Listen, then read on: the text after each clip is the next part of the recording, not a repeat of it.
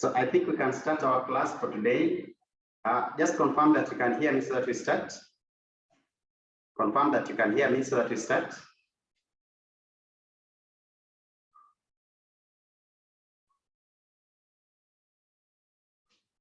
Just comment there, chat, and confirm that you can hear me. Thank you very much. So if everyone is okay, then let's start straight away. So today I want us to look at, it is about our revision. This is a topic that we've covered. We are looking at the auditor's professional liability. Auditor's professional liability. For those who are new here, like Christine and Wilson, my name is Mr. Dennis. My name is Dennis. My phone number is 0726839808. I teach at Nairobi Technical Online College, NTC. So that is where we do most of our classes, and we have timetable. Classes are going on. So let's go to our topic for today straight away. The topic is auditors' professional liability. So what you are saying is that auditors normally have some risk. In business, everything that we do, we normally incur some risk. So audit work is something that is quite risky because we need to give opinion. And to some extent, you can actually be sued. You can be sued and you can actually pay for penalty. So the question is, whom do we owe liability? Who are we responsible to ensure that we owe them? We know to ensure that we do our quality work because we know that we owe them liability. We are liable to some people. In exam, they can actually ask you, who do auditors owe liability? So the first thing that we need to know is that, of course, we have liability to our client. Liability to our client. Auditors have liability to our client. And that is under the law of contract. We have a contract with them, and we need to ensure that we deliver and we give the services up to the standard that we agreed. So we have a liability or liable to our client under the law of contract.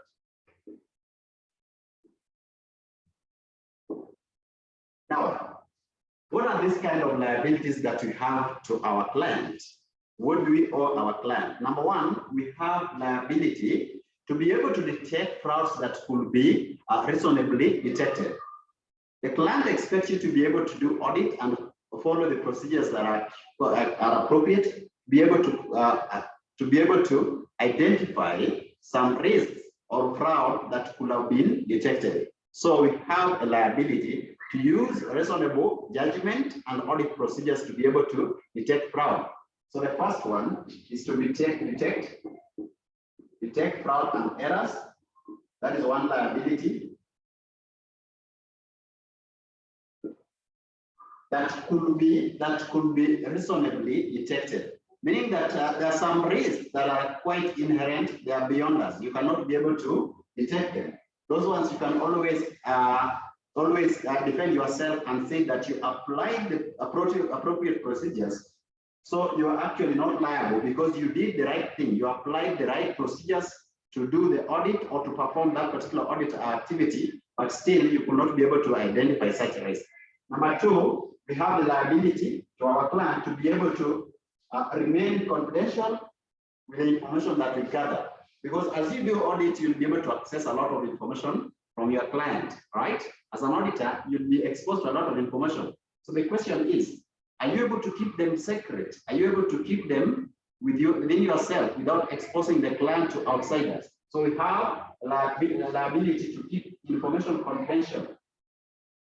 confidential or confidentiality. If you break this, then of course the client can actually sue you, which we can always look at. What are the areas or circumstances under which the client can actually sue you for breaching this kind of clause, the confidentiality clause? At what point can you be able to, can you be allowed to breach this kind of clause? We can always look at that. Then of course they have another one to be able to complete the work, complete the engagement.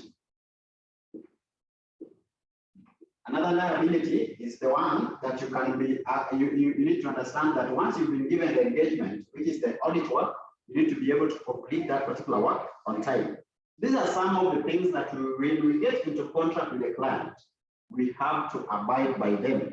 We have to always ensure that we keep information confidential. When we are performing our work, we are able to apply the appropriate and reasonable audit procedures to be able to detect obvious errors or fraud that any auditor who has knowledge should have actually detected. And you can actually be sued, and many companies have been actually sued for failing to detect errors that could have been obviously or reasonably detected. So another person that we owe liability to, these are the parties that we owe liability, parties that auditors owe liability. These are the parties that the auditors owe liability. The first party is that. Number two, we have third party under the law of tort. Under the law of tort. So from our company law knowledge, we know that the law of tort means injury without harm. So we are talking about a situation where somebody has actually been injured, maybe in terms of money, pocket-wise, you've made some losses, but there is no physical harm. So there is no physical injury. A third party can actually depend in your report that you are giving and make investment in a certain company. Once he has made certain investment, he will realize that maybe he has made some loss because of the wrong information that you gave. And so as to this, we need to always think about the report that we are giving. We need to take care of the report we are giving. So we need to ensure what is called due diligence. We need to ensure due diligence or due care. We need to ensure competency and due care, sorry. Competency and due care. Competency and due care. This basically means that you need to be careful to mind about the effects of your report. Whenever you as an auditor, you're giving audit report or doing some audit procedures, you need to always have in mind what could be the consequences. When I give this kind of report, will there be any effect? So that is what we call due care, meaning that you have to ensure that you are careful. Yeah. So in example, they can ask you, at what point can the third party sue an auditor for failing to ensure due care? So you can be asked that in exam, which we're going to look at some of the past papers here, where they are asked, at what point can auditor be liable to a third party? What are some of the things that when you fail to do, you can be liable to third party? And then we look at other areas. The third person that you can also be liable to is the state. We have state, that is the government. State or government. We are also liable to the government. There are things that when we do, then we are actually going to have conflict with the government. For example, an auditor, if you sign forms that you know that you are not mandated, you sign a report that you've done an audit, when you know very well that you've not done that particular audit, then of course you are obviously liable to the audit, to the government, because that is criminal. So this one, we are always liable to government under criminal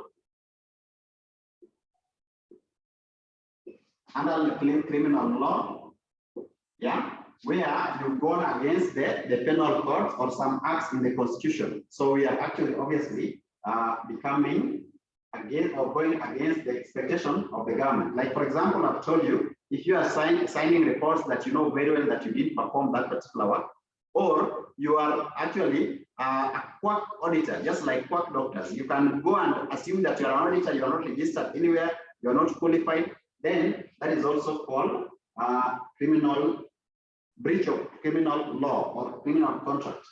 Then also, we are also liable under the civil law, especially the state officials, those who are working with the government, like maybe the Office of the Auditor General or auditors in various departments in the government. You are expected to do your work as per the contract. If you fail to do some work and you're an officer of the government or state, then you can actually be fined to pay some compensation. So in this particular one, there are obviously a failure to perform certain duties that you're expected to do, right? It is not criminal, but it is civil, meaning that you can actually be fined to pay compensation in terms of money. So in exam, they can ask you, we have a situation in 2014. 2014, this was December 2014, question 4. We had a question here. In December 2014, question 4. December 2014, question 4A. They were saying, identify 3 parties to whom the auditor could be held liable. Identify 3 parties to whom the auditor could be held liable. And those ones I've given you. The first one is the client under the law of contract. Under the law of contract that I'm given here. The second person is the third party under the law of tort of negligence. Negligence here. Meaning that you fail to ensure that you take care of the effect of your action. So there is under negligence. And of course, there are factors or conditions that must be met for this particular case to go through. In case a third party has taken you to court, that you actually fail to ensure due diligence, or you actually negligent. How can you prove that you are not negligent? What are some of the defensive mechanisms? So again, let me just mention that there is a way you can always defend yourself in case you are sued by a third party.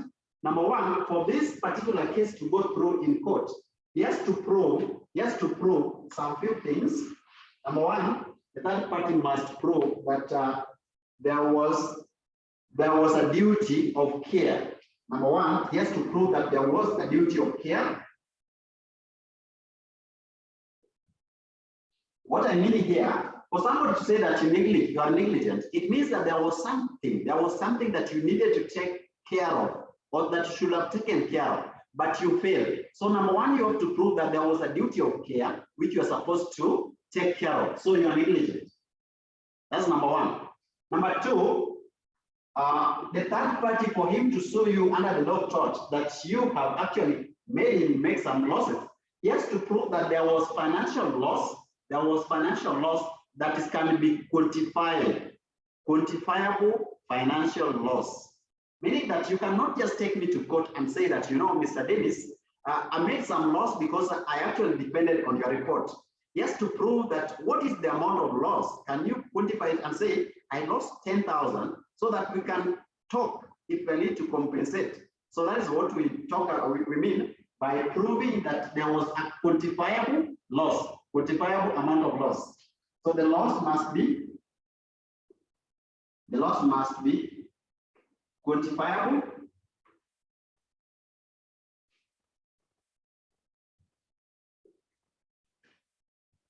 in terms of money or financial. It must be quantifiable in terms of financial or money. The condition number 3, for this case to go through in court, for them to actually defend themselves in court, another one, they have to prove that the loss suffered by that third party relates to the failure to ensure due diligence, or to ensure that there was due care, meaning that your action as an auditor, the action that you undertook and the loss that the client made can be actually related. There was a relationship between the loss made and the action, or the failure to ensure due care. So we can say that there must be a relationship between the negligence, and there must be a relationship between the negligence that actually you committed and the loss suffered.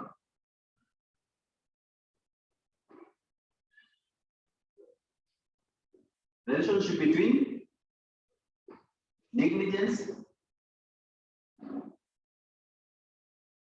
and loss suffered. Tuko pamoja? The client must actually first confirm that there was a duty of care. He was supposed to ensure there was a duty of care. Once you check that actually there was a duty of care which I failed, you must also confirm that there was a loss suffered. And again on top, you have to also confirm that the loss that was suffered related to the failure to take care or failure in terms of duty of care, or maybe it was suffered as a result of negligence. So he has to prove this. But the auditor can always defend himself. These are things that the third party has to prove, among others. There are some others. But apart from this, the auditor can also defend himself. Number one, he has to prove that there was no duty of care. For example, if the report that you are relying on to make investment, I did expect you to use that particular report or to rely on it, or I was not informed that you're going to rely on that particular report, then it means that on you as a third party, I didn't owe you any duty of care. I'm not responsible. You should have not relied on my report. So that is what we mean, that the auditor must prove or can prove in court that there was no duty of care. Then in that case, he can actually defend himself. Number two, the auditor, if the auditor can actually prove that there is no quantifiable loss, there was no quantifiable loss, meaning that the claim is not something that can be quantified in terms of money, that is also another one. If there is no relationship between the two, maybe the client made some losses, but the loss is derived from something else, not because of my failure to follow certain procedures or because of my negligence. It could be there was negligence, but also there was loss. But then there is no relationship between the two. Then of course, in that case, you can always say that the auditor is safe. So number four here.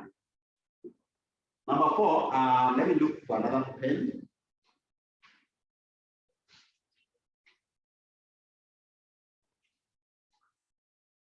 Number four, the third party should have actually confirmed that there was negligence.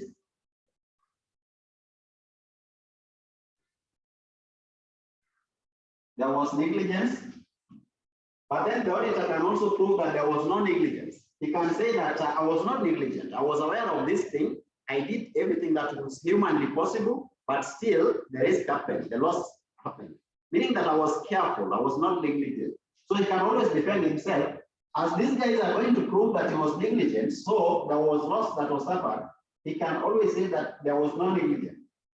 He didn't actually ignore anything. He did everything that was possible. So that is a point that you should also include. There was negligence. I think there you cannot see, maybe I write it here, that there was negligence. That is also another thing.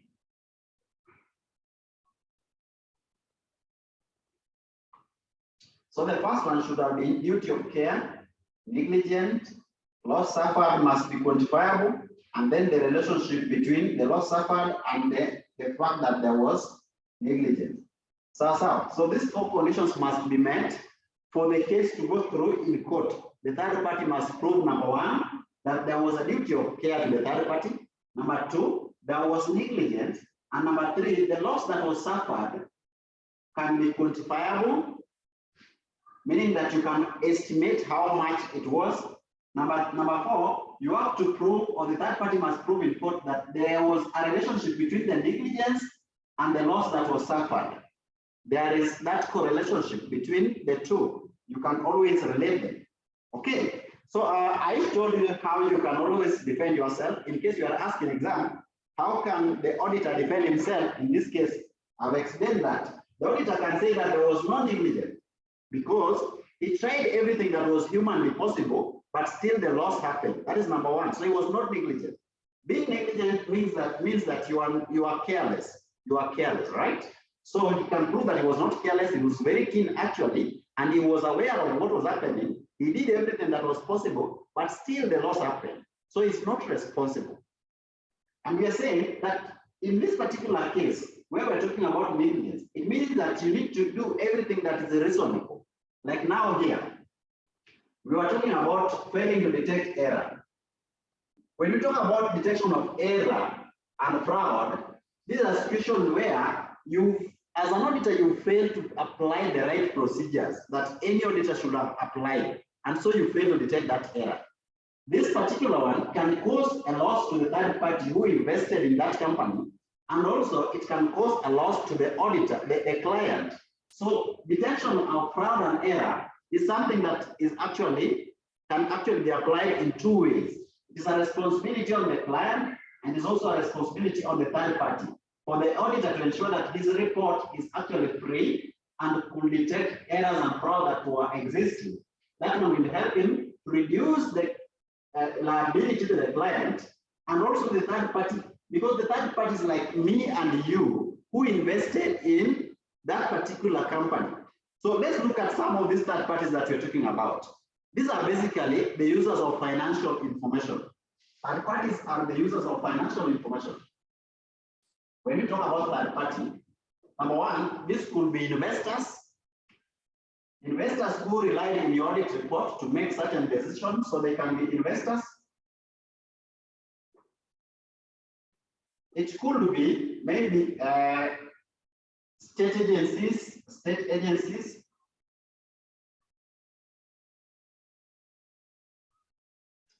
It could be maybe employees within the company or who wanted to get employed here, potential employees. A third party can also be a shareholder, like for example, a bank. The bank has management, but then we have people who invested in that particular bank, or the depositors. Those are shareholders. They have money there. They have you have a responsibility to give them a fair and free report, a report that gives the fair financial position of the company. So we can talk about shareholders. So these are some of the third parties. We also have regulators like Capital Market Authority. We also have maybe KRA. We have regulators for that particular industry where the client is. If the client is a bank, regulator is obviously central bank. So they are also third party. So we call them regulators. So when you talk about this guy is suing you, we are saying that as an auditor, these guys can depend on your report, which has errors. They can depend on your report, and that report has errors. And because of that, they can make wrong judgment or wrong investments. And so they can actually sue you for damages in terms of under the law of tort. Under the law of tort. I said earlier, the law of tort meaning that there is loss or injury without harm. Injury without harm. So in this case, you are financially injured. Yani umeumia kimfuko. Lakini si ati umeumiza mwili. No. Okay. So let's look at another question that they have asked about the same. There are some things that can actually, expose the auditor to be committing such kind of activities. Tunasema kuna vitu ukifanya unaweza jipata you are being sued by a third party. There are things that when you do, you can be sued by a third party. That is what I mean. So let's look at some of the things that can expose clients or auditors that can expose auditors to a third party liability. What are some of these things that when you do, you can actually be liable to a third party? So let's look at that. So we say ways.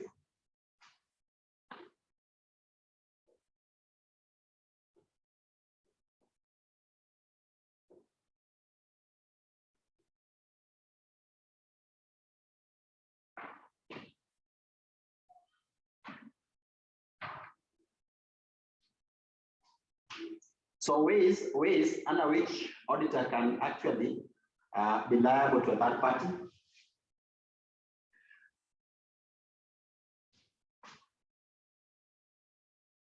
Or you can just say, because it is the same, you can say auditor's criminal liability. Auditor's criminal liability, because in both cases you can actually be taken to court. So auditor's criminal liability.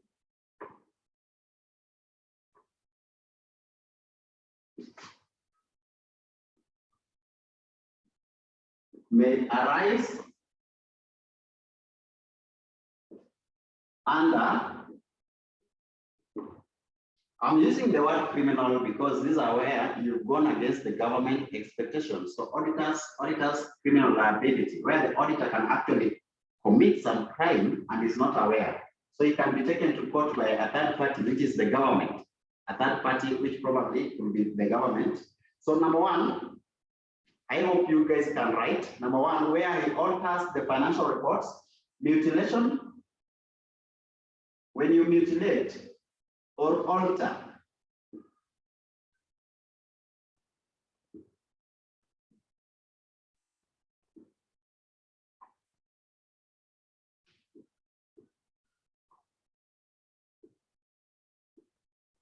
information. When you mutilate or alter financial information, it is the responsibility of the client to prepare financial statements. It is up to them to adjust and make anything that needs to be done on the financial statement. But sometimes you might find that the auditor ends up changing figures on the financial statement. That is a mistake. You cannot mutilate or alter information that you have in the financial statement. That can be very wrong. Number two, if the auditor is privy to, if the auditor is aware of maybe some frauds, the auditor is privy to financial frauds, but then he does not actually expose that. He does not disclose where the auditor is privy to fraud in the account, in the client's account, but does not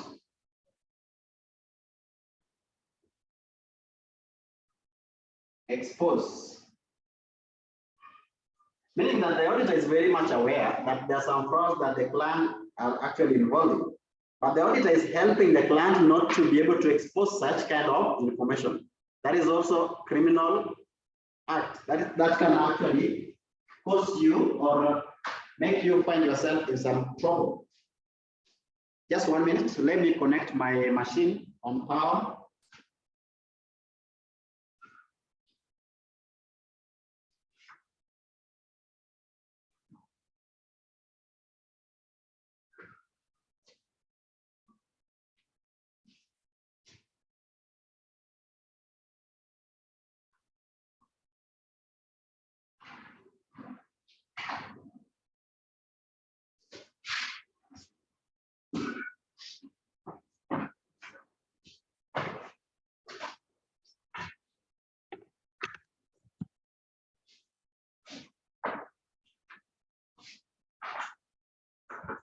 So we are saying that you can find yourself criminally liable because you fail to disclose certain privy information, that the auditor is aware of, that the client has actually exaggerated or has actually caused some fraud or inserted certain information that are fraud or fraudulent actions in the books, but is not explaining or exposing that.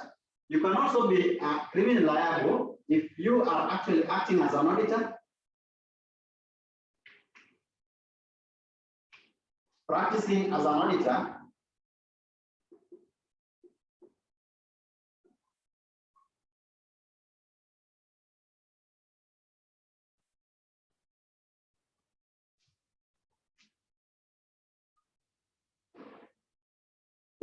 where the auditor is practicing and actually signing books as an auditor, but you are not the auditor, you are not approved or authorized.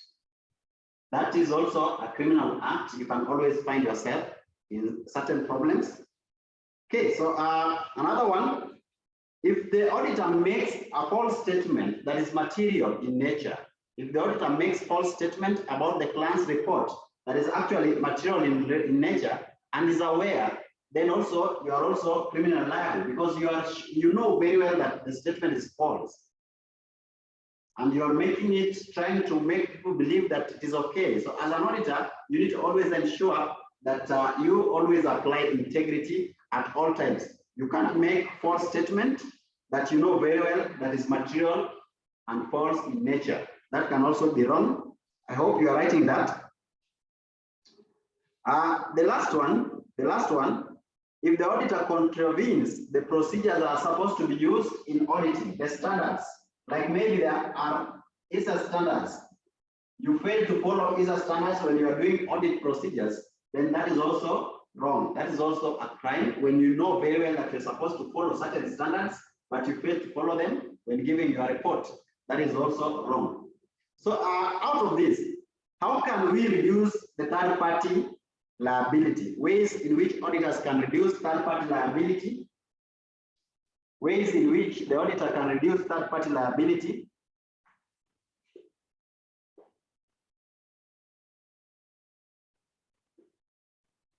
What what should the auditor do to reduce third-party liability?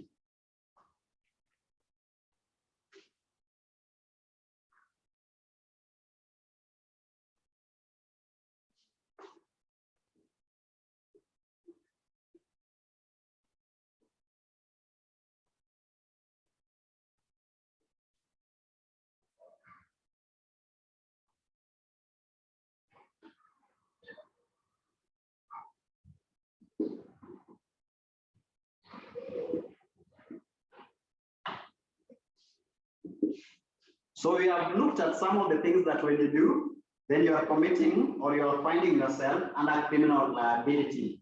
So what about third party? How can we reduce third party liability? Number one, we need to ensure quality control, proper quality control or quality control review.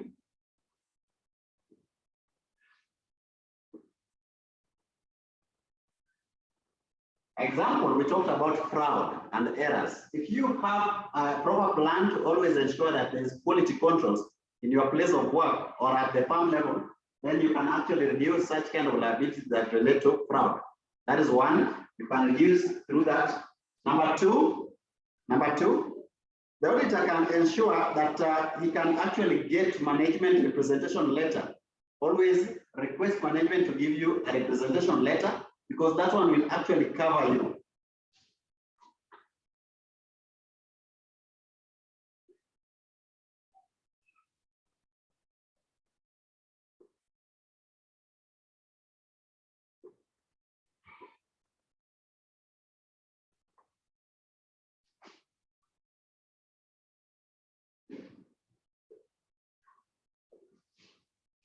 That is also another one. So management representation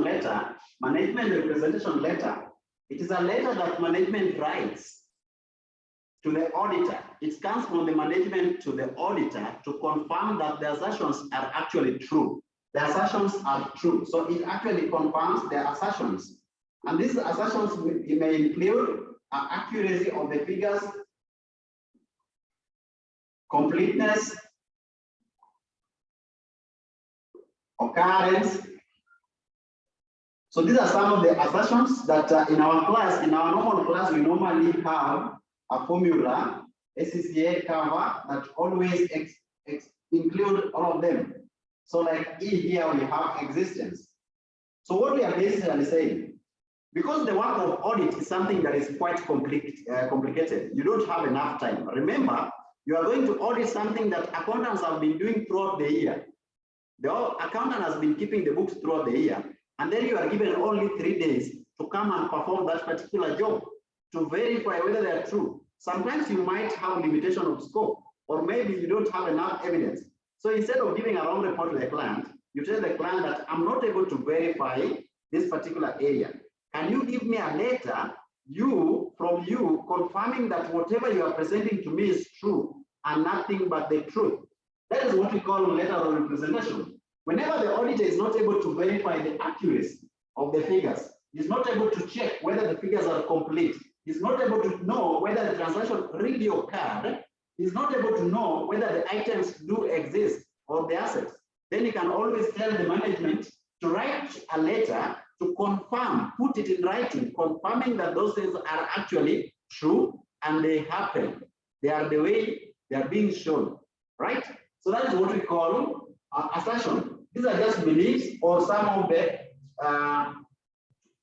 beliefs or assumptions that the management has given when they give you financial statement. They believe that those financial statements are actually accurate, they are complete, they actually occur. For example, supplies. If it is about procurement or supplies, then the transaction actually occurred and the figures are complete. If it is fixed assets, then we know that they exist. And sometimes you don't have that luxury of time to go and check the client's branches to confirm whether whatever you are given that exists in the branch really existed. So because of that, we have a letter here, the manager or the company confirming that whatever they have stated do exist. Because some companies have branches far away, up country. You cannot go and check those balances because of the limitation in terms of the time and of course scope of coverage. So for you to always be safe, you can always relieve yourself from such burden by asking for what is called management letter representation. Somebody is asking, Mayom, you're saying that C and L, which one is that? What else can help us to reduce liability? What else can help us reduce our liability as auditors? How can we reduce liability so that we cannot find ourselves in court because of certain wrong report? You can also give a disclaimer. The auditor can also give a disclaimer, issue disclaimer. Remember, a third party is someone that you are not working for. Yes, thank you very much. Or there are two C's. One is cut off and another one is cut off, another one is complete. That is what we mean by the two C's under assertion. We talked about this ACCA cover. This one means accuracy. This one completeness. This one is cut off. This one classification. This one allocation. This one occurrence. This one is valuation. This one existence. Then we have right and obligation.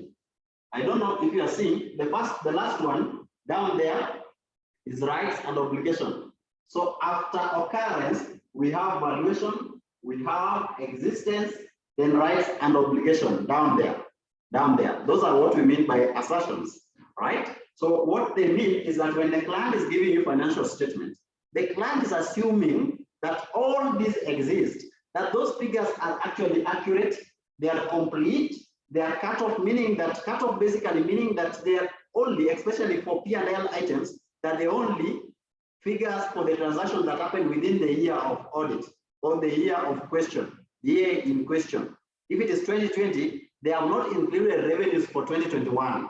They have only given you revenues for 2020. That was what we mean by cut off. Of course, allocation and classification now depends on the class of assets. You don't need to post under PPE. You should not be posting furnitures where you're supposed to post maybe a motor vehicle, meaning that you've actually classified them, you've allocated them or classified them on a wrong class. Occurrence means that the transaction actually happened. Valuation, it means that the value of the items that you are given are okay, especially fixed assets like land. How do you test the value of land when you're doing audit? And of course, we also have value for motor vehicle.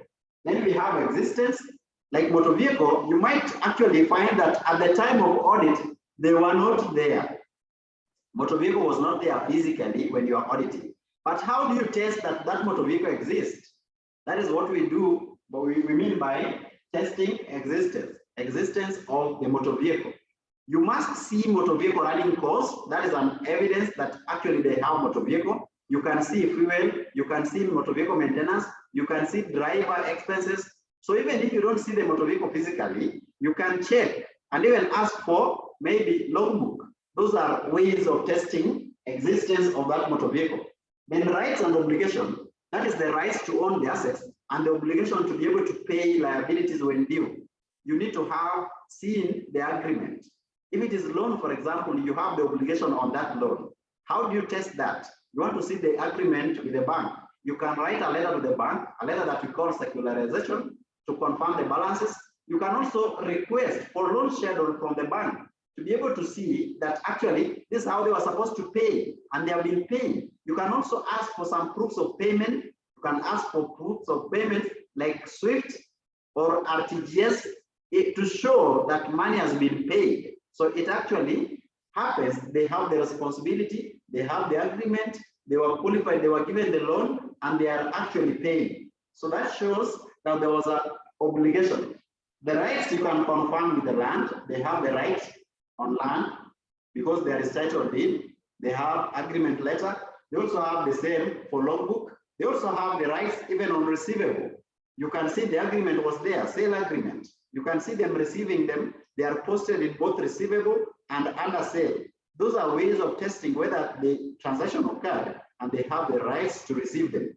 So, okay, let's go back to a very important area where we were looking at here. And we are saying that you can still relieve yourself from a third-party liability by giving a disclaimer where you say that this report is only for my client and not his neighbor. Only my client and not his neighbor. So whoever wants to use the report, who is a third party, already you excluded yourself by giving a disclaimer that I don't want to be part of that. Please don't use this report for any other use. It was only meant for this. That is a disclaimer. Nobody can take you to court because you disclaimed yourself and you want them not to use those particular issues. Another way of reducing third-party liability is by sharing risk, or we call it joint audit. Sharing risk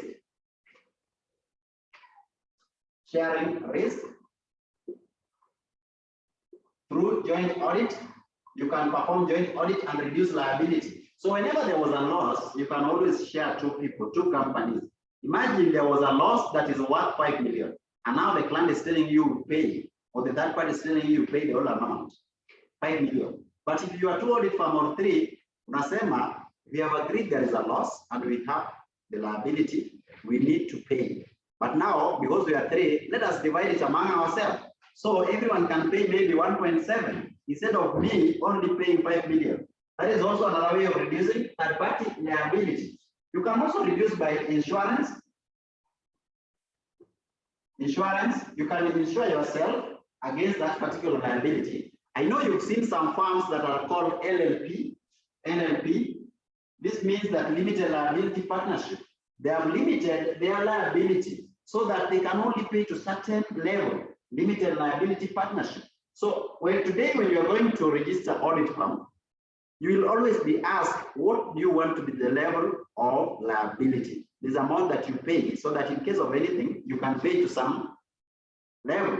For example, you can insure yourself to maybe a tune of 10 million or even 5 million, meaning that in case of anything, you only pay up to certain limit. So insurance can also be used to reduce certain liability.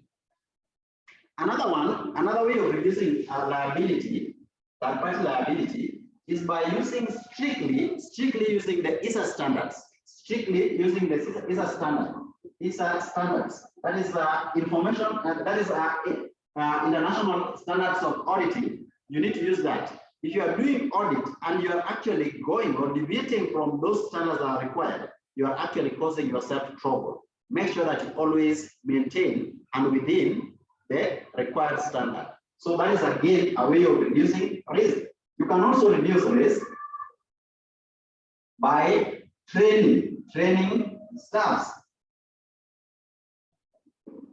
or ensuring competency. You know, somebody can always cause error because he doesn't know. But when you train that person, he knows. So as an auditor or audit firm, we should always ensure that we train ourselves very well and also train our staffs so that we reduce such small errors like maybe failure to detect fraud. Okay, so I wanted to mention a few like that so that we move to another area. I want to look at some area else, something else. I want us to look at audit risk. We have a time measure. Maybe you can look at that in our next class, audit risk.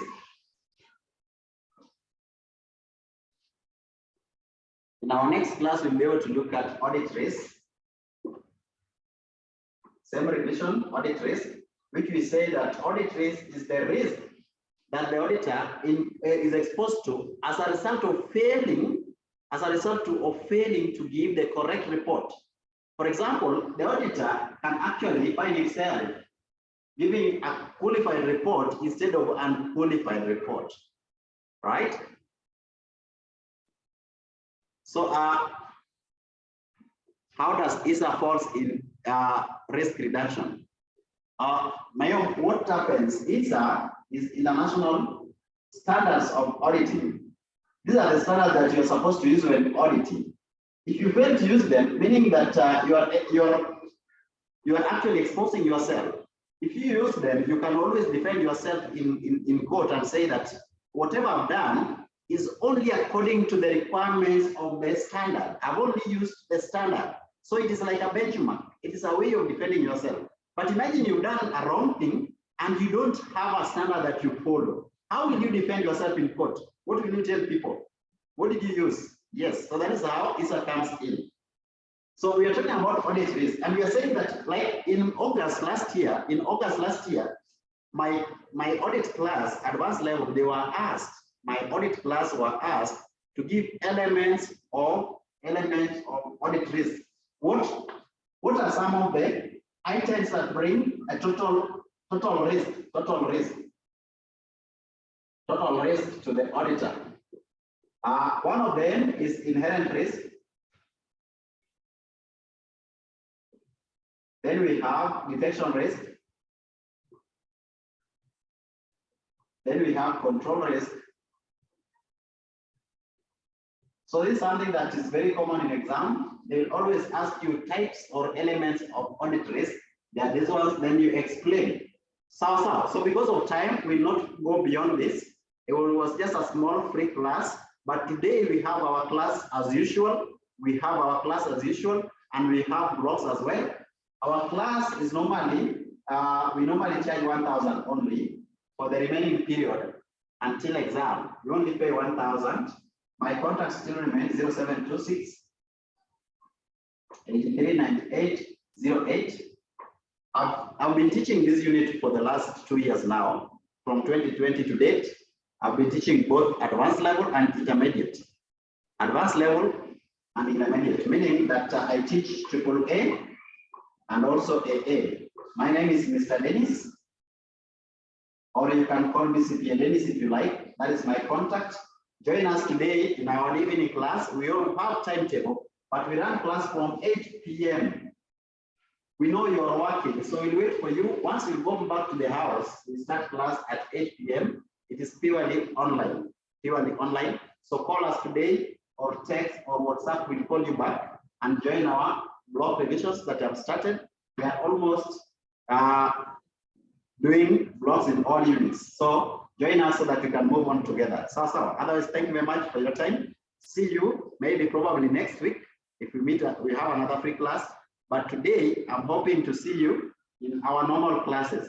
You can pay and join. Only 1,000. 1,000, we join, and then we move together. Sasa.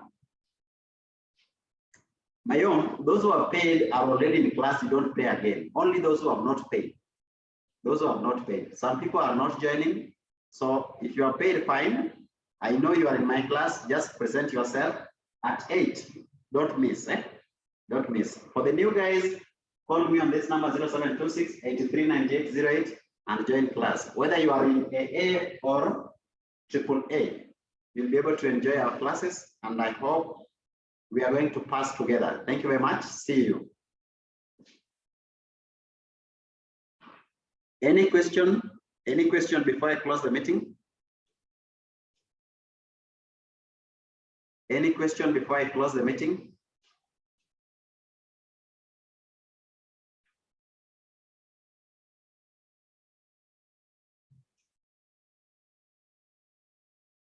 We have the last topic.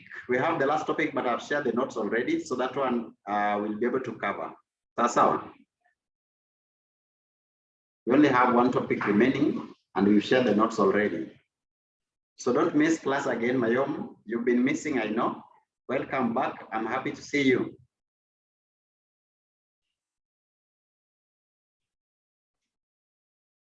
Okay, sawa. There is no question. Hakuna swali lingine. Let me close the meeting. See you next time. We also have leadership management going on, leadership and management. I'll share with you handouts. We have them already. They're in those groups. We have them in groups. Sawa.